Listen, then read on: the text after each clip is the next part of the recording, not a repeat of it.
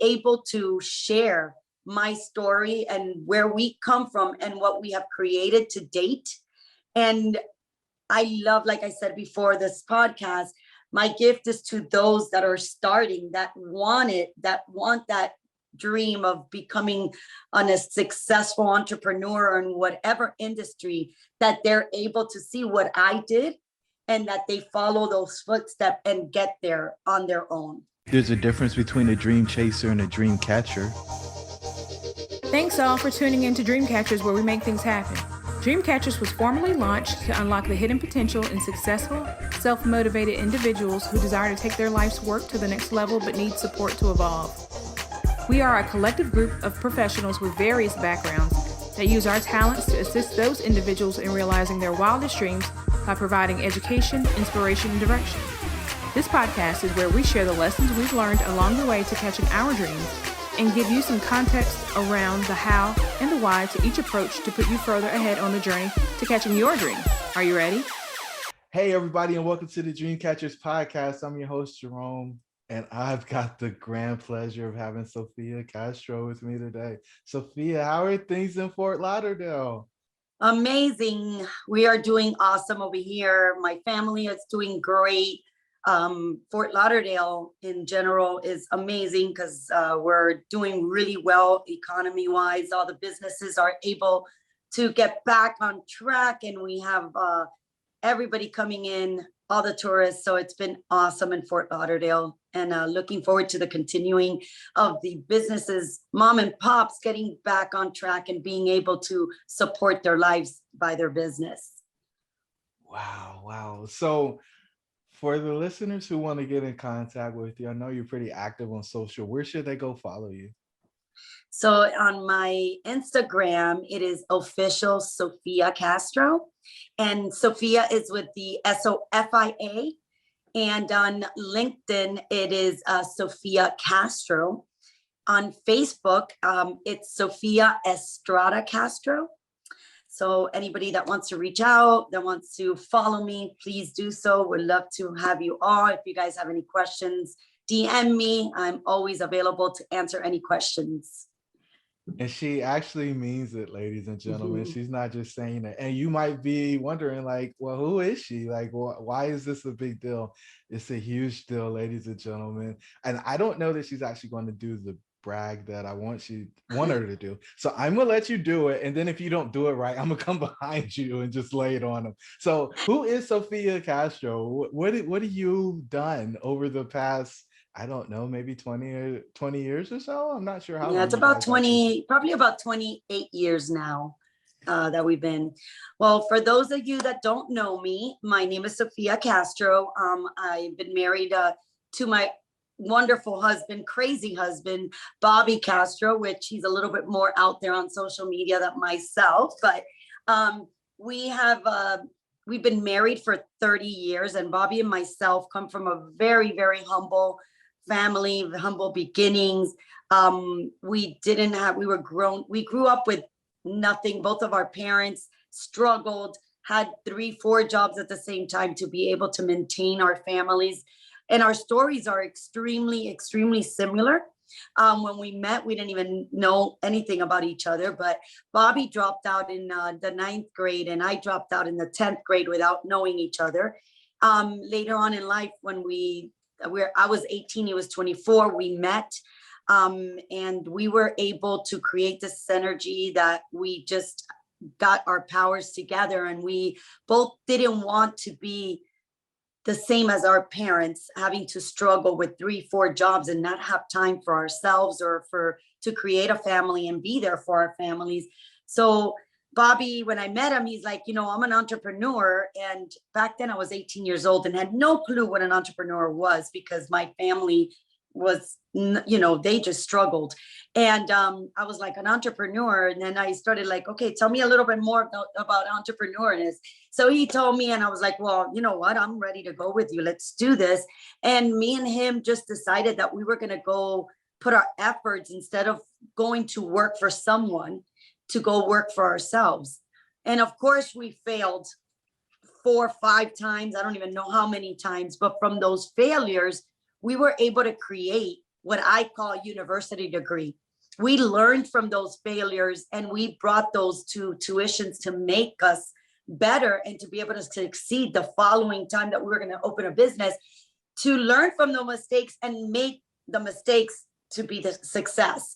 And we were able to do that throughout the years. And it was not easy. We had to live with our parents. Bobby and myself got pregnant with our first baby 6 months after we met, not planned. And we decided that we were going to go forward with it and that we were just going to make that even our bigger why of why we were going to be successful in life. And, we came across a business after many, many years that we were able to make it successful. And that was in the equipment leasing industry. And a lot of people don't really know what equipment leasing is. But it's a finance company that would give loans to business owners to buy the equipment for their businesses. And those are, a lot of business owners don't know that exist. A lot of banks don't do that. So we were able to have a business that was a very niche business. And with being that we wanted this so badly to be successful and to create a business that was going to create a successful life financially and personally for us, we pursued that and gave it our 100% efforts into it. And we made that company later on grow into another very niche business, which was going into the medical industry and lending money to the doctors to be able to create their, buy a practice, buy a building, buy the equipment, buy out a partner, working capital, whatever it was that they needed for their business. We started being a private lender to the doctors, to any physician. And that business then grew even bigger. And in June of 2019, Bobby and myself were able to get bought out for $1 billion evaluation. Yes. With the B, ladies and gentlemen, a B. So that was a very successful business for us that we started with $0. My mom actually lent us $1,800 to get that business going. And then throughout those years, we always wanted to be in real estate, but we didn't have money. So in 2003, meanwhile, that we were still running the other business that was not where we wanted it yet, it was still growing, we dabbled into real estate. So we've been in real estate since 2003, also making tons of mistakes because we didn't know that, the real estate investment business. So we did tons and tons of mistakes. And in 2011, we decided that we were going to go full blasted into real estate investing, into multifamily. So I kind of let go of being involved 100% into our finance business. And I went 100% into our real estate business. And today, real estate is our main primary focus in our business. And we have a $450 million worth of a portfolio in multifamily. Whoa, that's a monster. Yes. And so do you guys do that through syndication or is it just your portfolio? That's only our money. Yeah, no syndication, no money from outdoors, nowhere. We do leverage our properties with finance. We do get a mortgage on our properties, but our money, nobody else's money. It's only Bobby's, myself, and my kids' money that we have involved in here. Yes. That's amazing. So you just want to talk about generational wealth and the grit that it took to get there. And so I know you talked about the teamwork and Bobby talks about PMA all the time, positive mental attitude. You had to have some folks that show up along the way to help you because you said that you both left high school and that your mom showed up and gave you that $1,800 loan. But were there other people that showed up along the way to help you get to the next level? Because that part is really tough without what? Back then, Bobby and me had no clue about coaching. We had no clue about hiring people, about getting people to put in money to work with you. We had no clue of nothing of that. We were so focused on how do we run this business, getting it to be, to the level that we wanted it and scaling our businesses that we never really looked into anything of coaching or none of that. We always looked up to Tony Robbins, and we never had the money to be able to go to his seminars. So we would listen to him, on YouTube, or we would buy books, and we would self-read, but we never, ever got any kind of coaching, anything like that. The only person that we had coaching us was the guy that we had bought the manual for the equipment leasing. He was an older gentleman, and he totally fell in love with Bobby, and he was there for us and mentored us on that business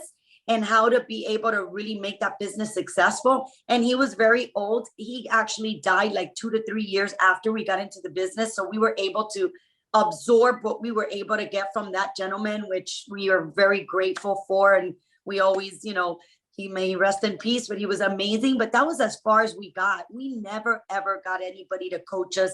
And I wish, because we would have been able to get there maybe faster. Maybe we wouldn't have done so many mistakes if we knew about coaching and all that. But that wasn't really so available, because the internet today, you're able to grab all those things and you're able to find a mentor very easy. And back then we didn't have internet. We didn't have none of that. We had the newspaper. So we didn't. So it was Bobby and myself being our own mentor and our own cheerleaders, holding ourselves accountable. And if you fall, I grab you. If you fall, you grab me, and let's hold hands. Let's do this. And that's just the way we did it. And we were so blessed to be able to get where we were at today with just doing it ourselves. That's why I say, whoever doesn't do what they want and get where they want in today's day, it's like, okay, I don't feel sorry for you. You're just not putting that full effort into what you want. Wow. So a true story of bootstraps, but the one guy did kind of give you your start, and then you had to innovate and pivot off of that. So that Yes. part is super helpful, because once you start moving the car, it's easier to, but when you're at that dead stop and you're trying to get it to go, you got to push even harder. So this had to be extremely difficult. I don't think people actually get how far it is from 0 to $1 billion. But were there some, when did you realize that you had to keep going? I call this the red pill moment. So I'm going to tell you that somebody asked me this the other day, and Bobby and myself looked at each other, and we really never had sat down and thought of that moment, right? And that moment happened in 2008. We had gotten ourselves involved in a big real estate investment with a group of guys, and that we had met that had told us if we wanted to get involved in an opportunity of condo conversions. And I don't know if you know about condo conversions, but it's buying the multifamily buildings and turning them into individual units and selling each unit off to owners. And it's no longer an apartment building, now it's a condo. And we had no clue what really it entailed, what it was. All we knew is that we had our money that we had ready for investment into real estate, and that we knew how to run a business. So we said, of course, let's do this. We're dying to get into real estate. We have the money and we know how to run a business. So let's go. So we went into it with zero knowledge, allowing other individuals to lead the way for us. And we invested, we had acquired over 80 something million dollars worth of apartment buildings to turn into condos. Well, 2008 comes around, the world falls apart, and we're stuck with $80 million worth of apartment buildings to sell individual units to people that no one has money, nobody is buying, and we're on the line for $80 million. So Bobby and myself and his brother, that's our business partner at the time, we stood there and we're like, guys, we have worked way too hard to let everything that we have saved up for to just fall and crumble. And if we allowed the multifamily, that buildings to crumble, our finance company was going to crumble. And we're like, this is not going to happen. We worked way too hard. So Bobby really focused with his brother and another partner that we had in the finance company to make that company it was already successful, but to bring it 10x at that point. And in 2008, because the banks weren't lending to anyone, we went in and started lending private money to all these doctors that were in a lot of trouble and that they needed the money. At that point, that company grew 10x like wildfire because we focused and we said, this is what we want. This is what we need. We're not going to fail. We got to do this. So they went on and put their focus and their hardcore, like, this is what's going to happen. And I focused on the multifamily, on how to even sustain it and put renters back into these apartment buildings that were empty because we were going to sell them as individual units. So again, teamwork and the power of like, we're not failing. We're going to do this. We're going to focus on surviving. We did it. And we were able to get out of everything. We did not foreclose on any of the properties. We didn't do forbearance on any of the properties. We were able to sell them as apartment buildings, and we stayed with some of them as rental income. And we got through that. And that lesson, again, that's a bachelor degree that we learned there, that we did not sit and say, oh, poor me. Oh my God, I'm crumbling. The world's falling apart. I'm going to fall too.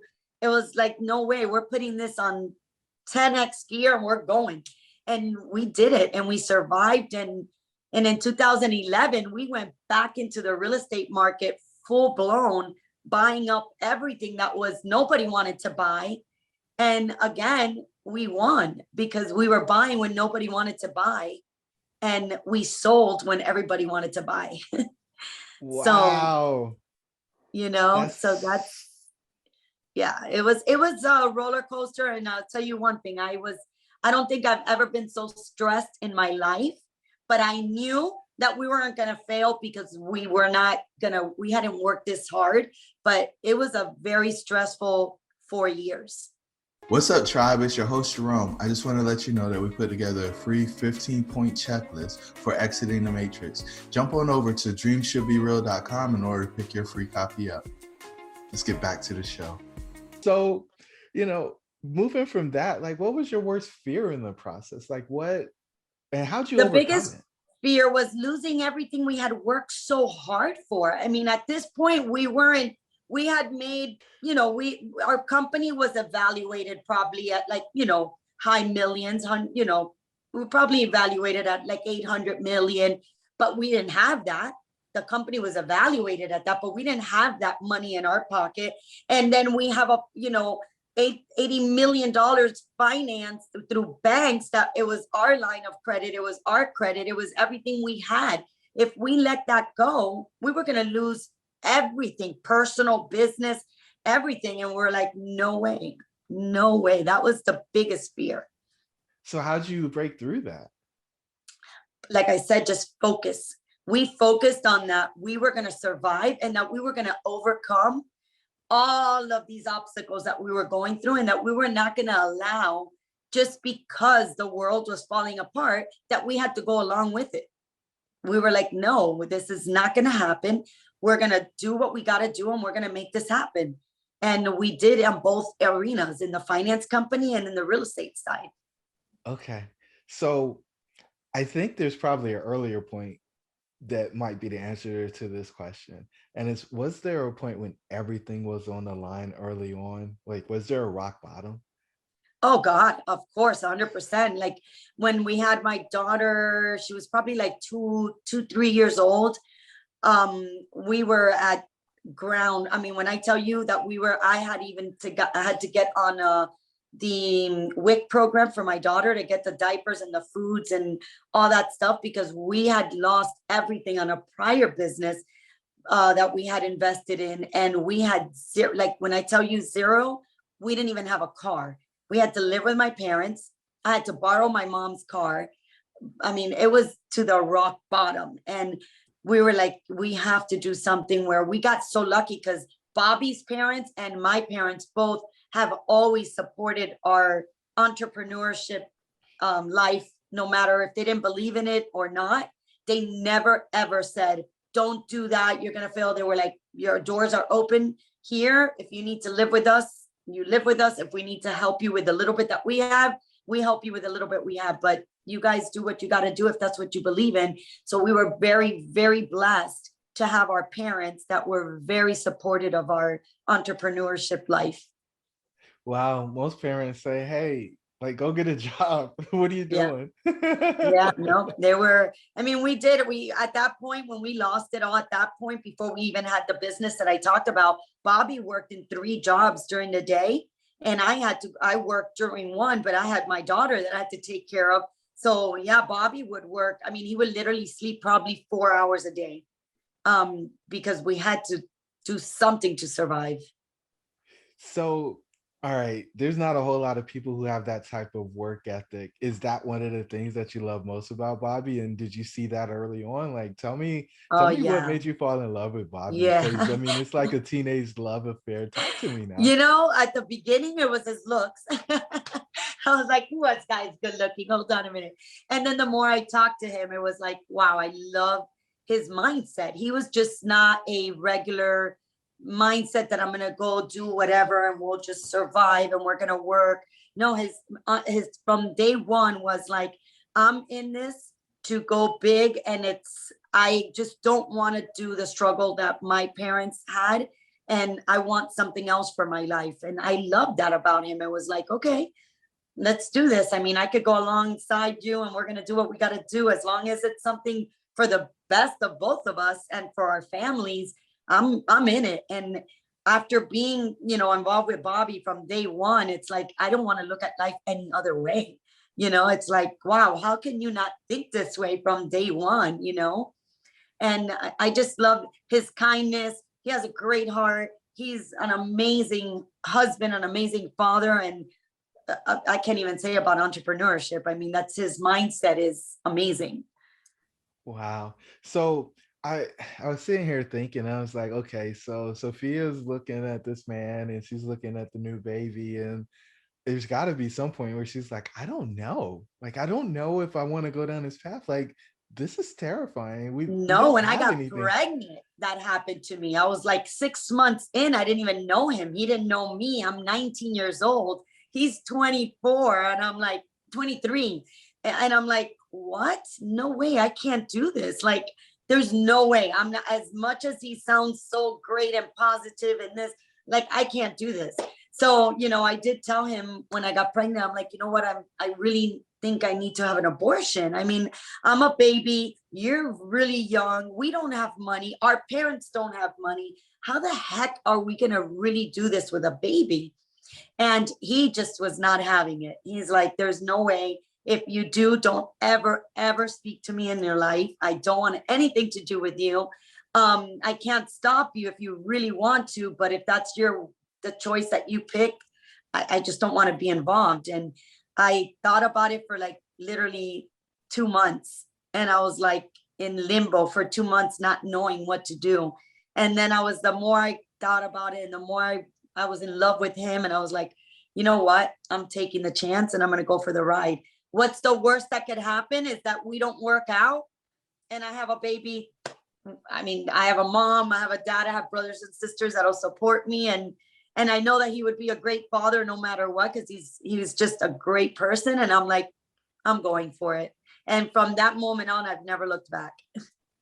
It's like you two are not scared to push all the chips in. Like, Yeah. every time I see, it's like you push all the chips in. Do you think that's a big factor in the level of success that you've been able to You know have? what? We still to this day, we push all our chips all the time. If we have an idea or if we have an investment that we both like and that we're both 100% together with it, we throw it all in. We just go on. We go big or we go home. and Bobby has a type of personality that he's either white or gray or black. He's not gray. There's no gray in Bobby. So if he likes it or he doesn't, there's not like, So when he says, I like it, and I say, okay, I like it, we go all in. We go, do it big. Wow. I can, how does the decision making process go when you guys are looking at a business venture? Because this is interesting. I feel like it's just like, boom, we're either in or You know, it like I said, there's sometimes that there's no question, like we sit down and we're like, okay, 100%, there's no discussion, this is done. There's sometimes that Bobby comes with an idea and I just like, you know what, I just not feeling it. I don't like it. I don't know. And if he's really passionate about it, he's gonna bring in all of his power to get me to convince me. And then we fight and we'll argue and then we'll like, no, I don't think so. And then whatever, sometimes he wins, sometimes he doesn't. And the same with me, you know, sometimes I have ideas and Bobby won't even, if Bobby doesn't like it and I bring it to the table, it's like this, it's like, so I have to fight my way to make him see it and to make it understand. And it takes me sometimes days, if not weeks, to bring that idea if he does not care for it. So we rarely do something if we're not 100% together. I mean, when I tell you maybe 1 or 2 times that's happened, and it's been because one's been so passionate about it that we kind of like, whatever, if you're passionate and I'm not in it, whatever, do it. But I can maybe count it with 2 fingers, the times that that's happened. Wow. Okay. Yeah. So now let's talk about the good stuff, right? So you just posted you were going on vacation with your daughter, you were celebrating your birthday, and I think you said, I don't have a birthday, I have a birth week or a birth month. So Month. let's talk about that. So like what has all of this work and the struggle and the fighting through all of the friction, what type of lifestyle has that been able to create for you and the kids and so on? You know, I'm a person that I work hard and I party harder. I believe in rewards of life. Like when you work that hard, if you don't enjoy it, what are you doing it for? So I am like very big that if I work extremely hard and when those holidays or birthdays come around, I go full out as much as same as business. I go 100% when it comes down to either celebrating or enjoying life. I do it at 100% because I tell everybody you live once. And if you don't enjoy it now, when can you live it? And I know a lot of people believe in reincarnation and all that, but when you come back, you don't remember those other lives that you have. So meanwhile that you're here, you better enjoy it. So Wow. I love my birthday. I'm like a person that celebrates the birthday for a month at a time.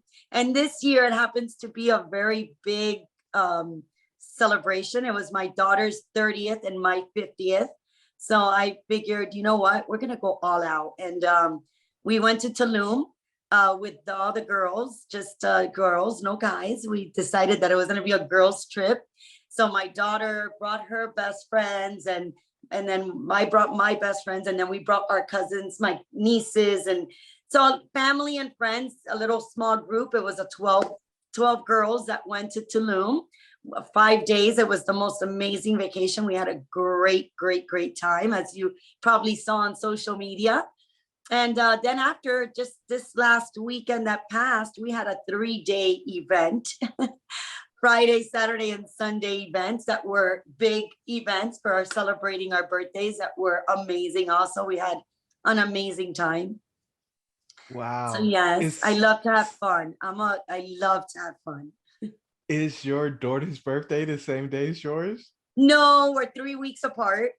Okay. Yes. Yeah, 3 weeks apart. So we celebrate every time. We kind of celebrate our big celebration together. Well, and in some ways, you guys kind of grew up together. So Yeah. that's like super exciting. Yeah, we're like So- sisters. We fight like sisters. We're like, we're great. We have a great mother-daughter relationship. But I was only 19 when I had her. 3 weeks before my 20th birthday, and so she was raised with me, growing up as I was a child. So I learned many things along her side, and she learned. Before her time, she had to learn because she was always with me. So it's been great. I love it. I wouldn't change it for the world. It's been an amazing journey.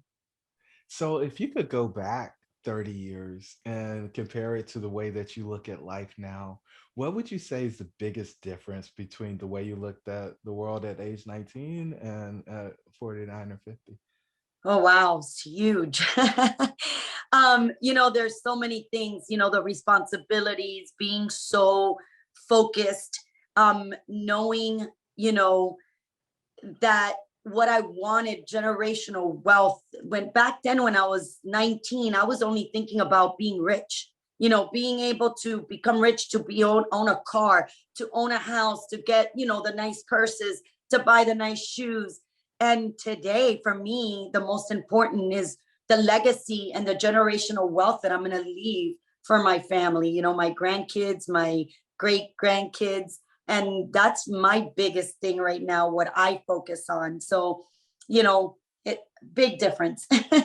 I think it's huge, but it's still in the same goal lines. It was just the way that I looked at it. It was so different. Wow. I love it. I love it. I love it. I love it.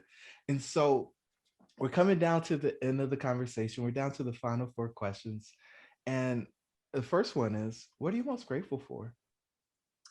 The most graceful is that I have an amazing family. My two kids, my two grandkids, my husband, and my family, my brothers, my sisters, my husband's family are amazing. I've been so blessed to be healthy, to have them, all of them, to be as healthy as possible, and that they've been amazing, and that we have this family that are just nothing but united and backing each other up. I love that. It seems like family's just been a continuous theme for you, even like starting your nuclear family with Bobby. And it's like you were 6 months in, and then the baby's coming. And so it's always been like the three of you, and then it's grown from there. So I love it.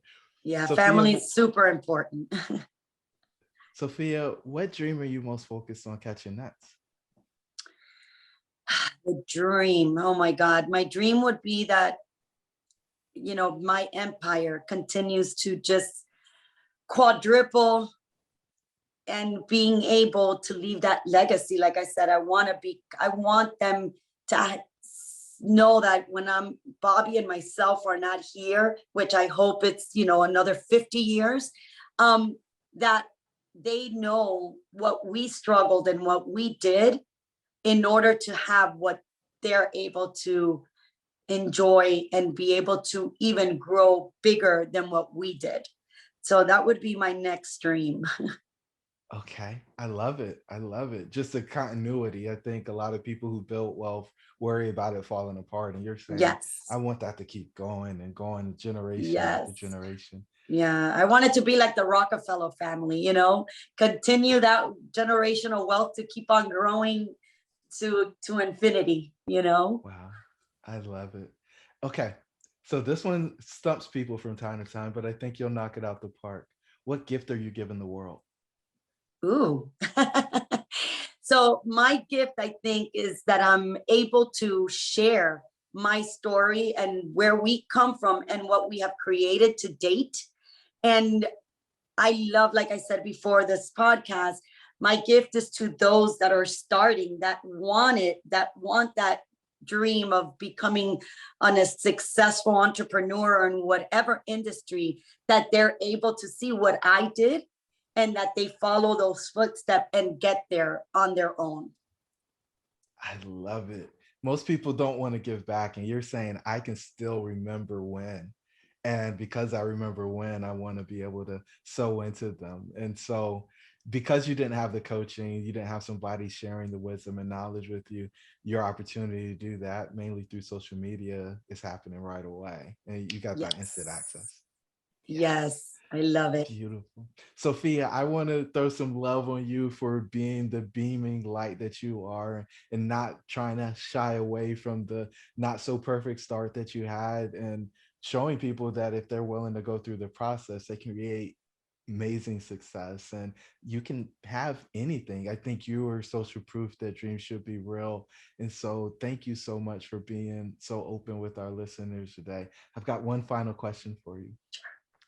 What's the one thing you want the listeners to take away from this conversation?